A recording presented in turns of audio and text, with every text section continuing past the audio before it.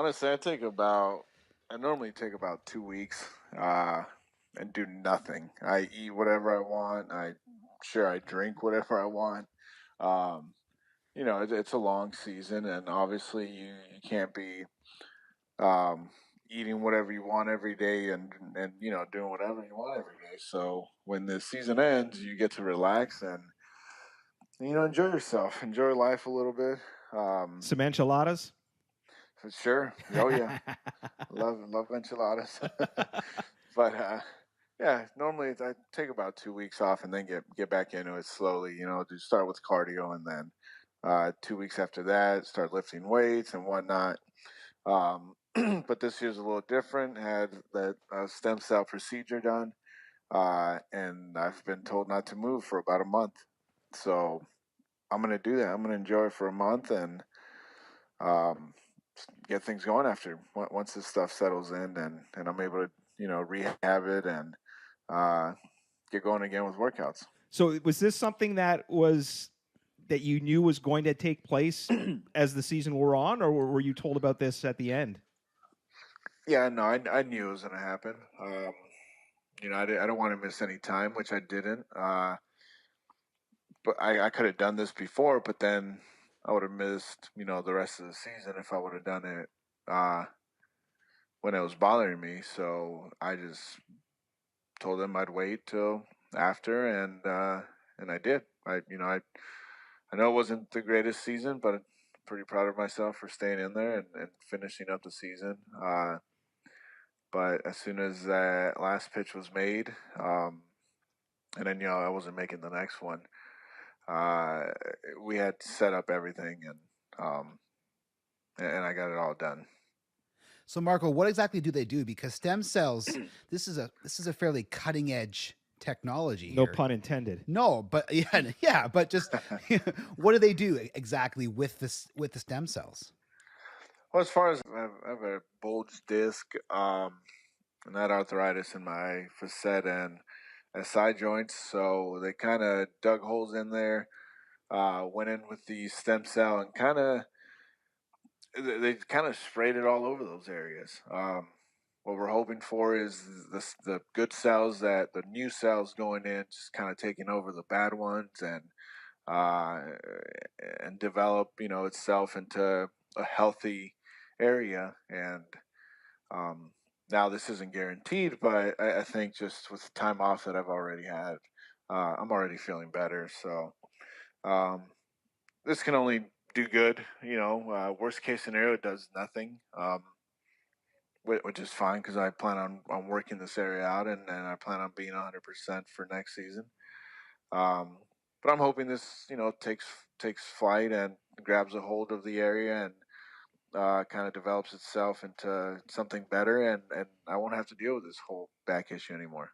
I know that you are a guy that will never use anything as an excuse. And when media would come up to you and say, "How's your back, Marco?" Because I imagine you'd hear that like once a week or twice a Yeah. day or whatever, you'd look at them and go, "My back's fine. I'm feeling good." But now that it's all said and done, and we know you've had this procedure done, like, how freaking painful was it for you to go out there every 5 days and take the ball? No, yeah, just like you said, I don't really talk about these things. And even as the season was going on, and everybody knew what was going on. You look up and my velo's way down, and it just wasn't the same. But I didn't want to say anything till some of the other staff members. I think Gibby had said, "Listen, his back's not, he's not doing well." So, and it was towards the end already. Um, and then that's when I was getting asked him a bunch of questions about it. Uh, and I said, yeah, it's bothering me, but it's not an excuse. I'm out there, so there's no excuse. I'm out there, and my job's to pitch well. And that's basically what I'm going to tell you, Barry. Damn! Come on, man. Give us something, man. Uh, I mean, yeah, no, it's not fun going out there, when you're hurt and trying to pitch through stuff. This game's hard enough as it is when you're healthy. But it was more just being able to finish pitches. I wasn't really able to 100% finish a pitch, and I left. I know I pitch up in the zone, but I was doing it when I wasn't trying to, and stuff like that, So Despite the fact that your numbers weren't where you'd want them to be in mhm. 2018, when you came off the mound, your final start at Rogers Center, the applause and the ovation that you got from the fans, and again, I think a lot of them were thinking this could be the last time we see Marco off the field in a Blue Jay uniform here at Rogers Center. Mhm. But how the hell did you not bawl your eyes out as you're walking off the field? Because that had to be incredibly emotional for you. No, it was, and I knew what was going on. It made me really happy to hear the fans cheering for me because I didn't pitch great that day either, and we were down I think 4-1 or something like that, or 4-2. I don't remember what the score was, to be honest with you, but I was walking off losing the game, and and I heard everybody stand up and cheer, and um, yeah, I wanted to just like stop and kind of take my hat off and wave it at everybody and say thank you, but we were down and I really couldn't do much, but I did look up, and I mean, I don't know if anybody caught it, but I said thank you to everybody because I knew what they were doing. Everybody went out of their way to make me feel good right there, and they did. I felt great. But I also didn't think of it as this is my last day as a Blue Jay because I don't know that. It might be, and it probably is, but um, I haven't closed that door, and if they come after me, you never know, things could work out, and I could end up back over there. I've had some great moments over there, and I've had a lot of fun. It's a great city, and the fans have always treated me really well. So why wouldn't I go back to that place? But you never know. I know this game's also a business, and it could end up going the other way. Um, but I guess we'll just have to wait and see. Marco, outside of the norm, outside of the large moments, what would be a small moment that you would remember from your time in Toronto that most fans would not ever have expected? Oh, it was interviewed by me, right? I would Yeah. think This anytime is I why was. he's not coming back, Barry.